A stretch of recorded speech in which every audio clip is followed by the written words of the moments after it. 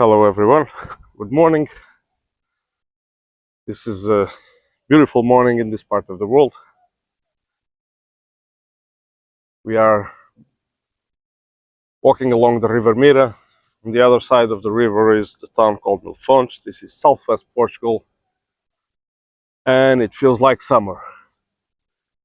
This all seems very beautiful and idyllic landscape, but the thing is that this is not good. We lack water. Drinking water, water for agriculture. We lack it. We are in dire need. No rain. It should be raining. It's autumn. The weather should have changed by now, but summer goes on. Anyway, this is not the motive for this video. I have issues. There's a conflict going on in Ukraine, right? And I wanted to talk about this. There was this news about Ukrainian soldiers surrendering by the thousands. And this is reported by TASS. TASS is the Russian news agency, one of them. And so, I don't know, believe it if you will, take it as you will, dig more into it. But this is what they report. They say since midsummer, about 10,000 Ukrainian soldiers have surrendered. And of course, I have no way of confirming this number, but one of the reasons they point out by this is because they have started a broadcasting campaign via radio frequency called Volga. This is the catalyst, not the main reason actually, because we all know that it's not a simple broadcast radio that makes the other army or people in the other army to want to surrender. Of course, conditions must be appalling in the Ukrainian ranks by the time. Many good people have died already. I mean, I don't even question in any way the bravery and the competence of the Ukrainian soldiers. I do not get tired of saying this because it's what they have been doing. I do not say they are fighting for the right cause, that I cannot say, but their performance, military performance, outweighs by far many Western armies. I mean, I would even bet if you put like the Ukrainian army against the British army, there was like the war would be done like in 2 days or something. Anyway, but it seems that according to this news, they are surrendering. Of course, we all know it's not a complete surrender. This is, even if the number is correct, 10,000 since the midsummer, if you put that in frame together with all the numbers that we have been seeing, it's just, I wouldn't say a drop of water in the ocean, but it's little compared to the whole thing. So, and one of the things that this radio frequency provides is exact instructions on how would they surrender. I mean, this is nothing new, right? This has been done before. Many armies have done this before.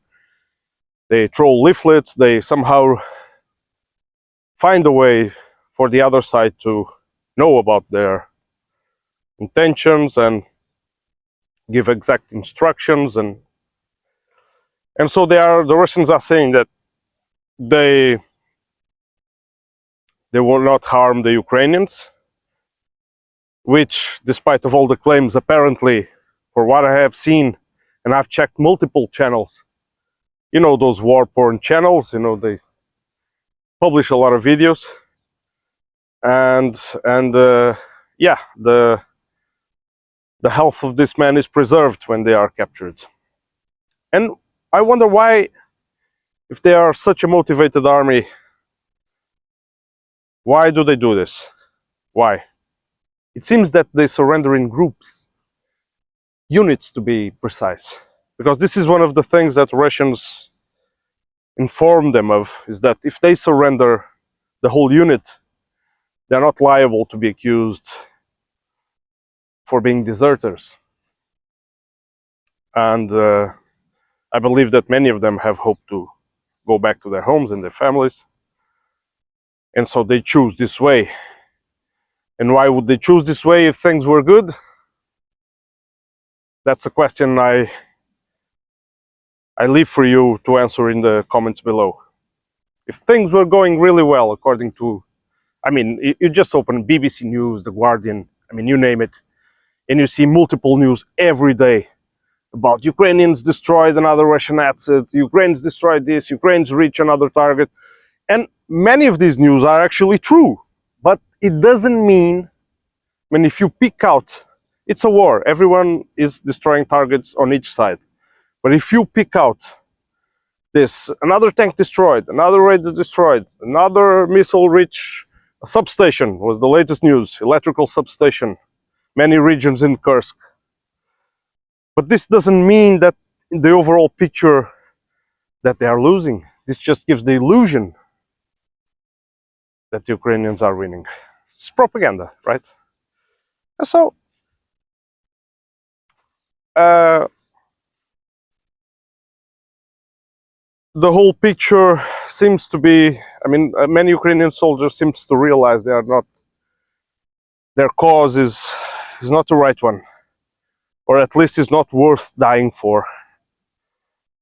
Many of them, don't forget, many of them are Russian ethnics.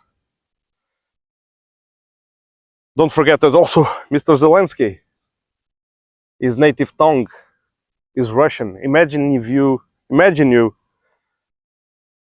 being born and being taught by your parents your native tongue, and then when you are after an adult, you simply cancel that way of speaking.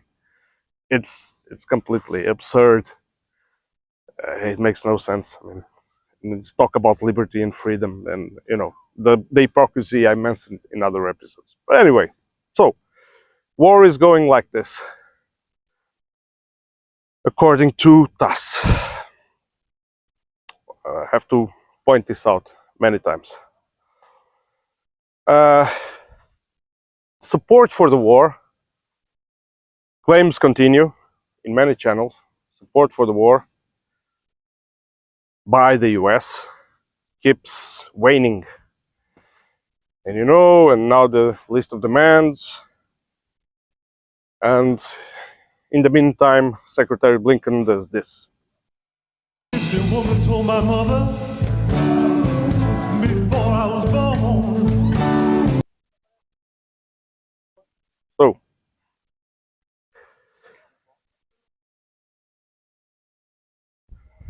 yeah, just an overview. Bom dia. So this is the actual climate now. Of course, what is Europe doing? Europe ramps up.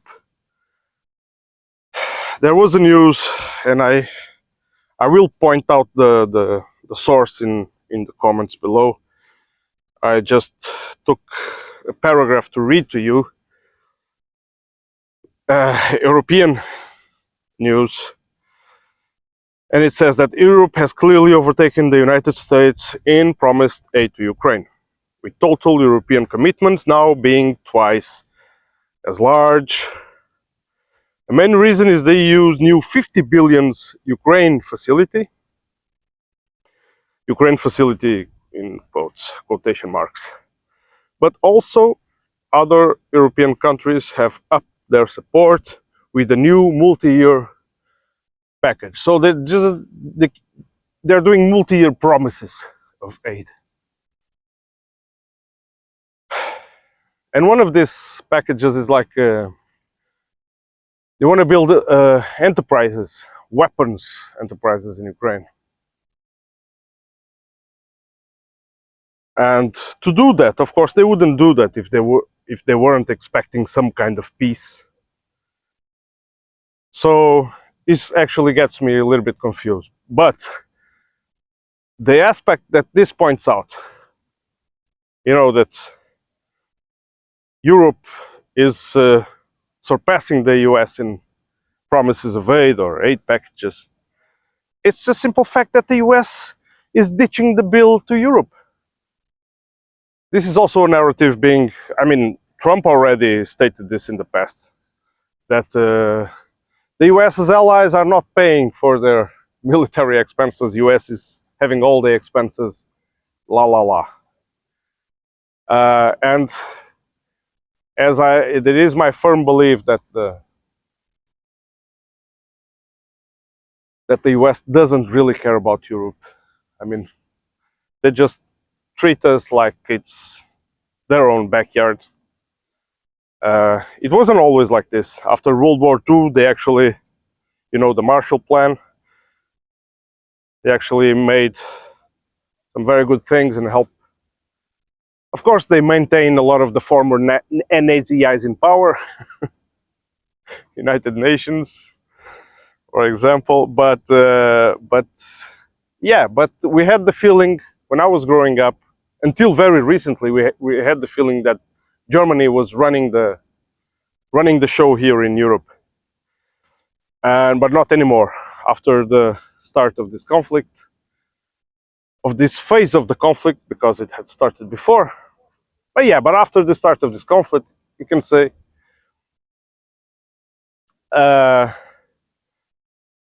Germany has proved to be just another vassal with no word. You remember in the beginning of the war,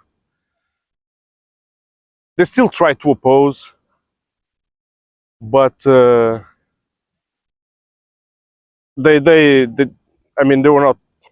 Scholz is very weak-spined, and he couldn't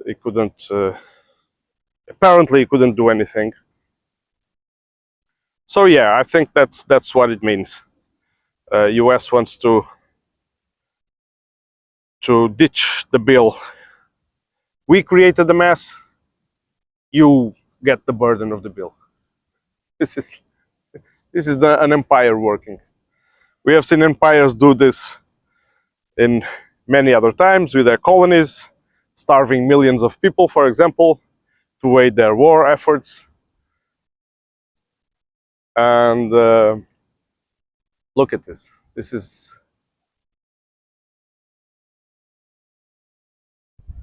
actually.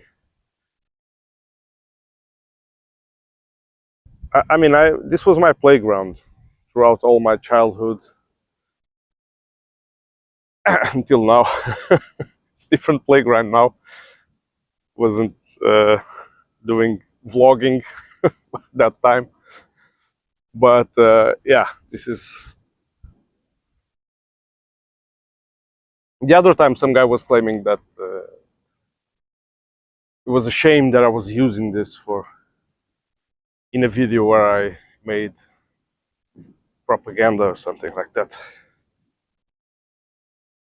It really offends me because this is what I've grown. So yeah. Well, I'm just showing you the landscape now. Let me know what you think of this video in the comments, please. Please subscribe. The channel, I want to thank you. I will do a video solely dedicated to thanking you, because the channel has surpassed the 1K subscribers. Woo! Big thing for me. And I want to thank you all for that support. And I just ask you that if you watch this video, please interact more with it. Press the like button, because sometimes I have videos that I know that are shown to a lot of people, and then others are not. And this is mainly because of the lack of interaction with the videos. So please press that like button. I know this is a tape that you hear. This is a broken record that you hear from all YouTubers, but that has a reason to it. So we left the river, the sea, the Atlantic Ocean is over there. The entrance of this river, by the way, as we hear, It's very dangerous for navigation, even in the summer. It's very treacherous. And if I haven't mentioned this before, this town was created by decree in the 15th century. So yeah, 500 and plus years old. You can see the old fort over there. Used to overview the entrance of the river to protect navigation that was going upstream to deliver the goods to more important towns in those days. Anyway, thanks for being with me. If you want, also let me know in the comments if you want me to show more landscapes while I ramble about stuff. And also if you want me to, I don't know, if you feel like you want me to talk about some other subjects, if I feel that I can, I will do it. Help me build this community. I'll be much appreciated. And if it's any, I mean, I don't make any money on it, so yeah, but I really enjoy doing it. Thank you. Have a good life. Till the next one.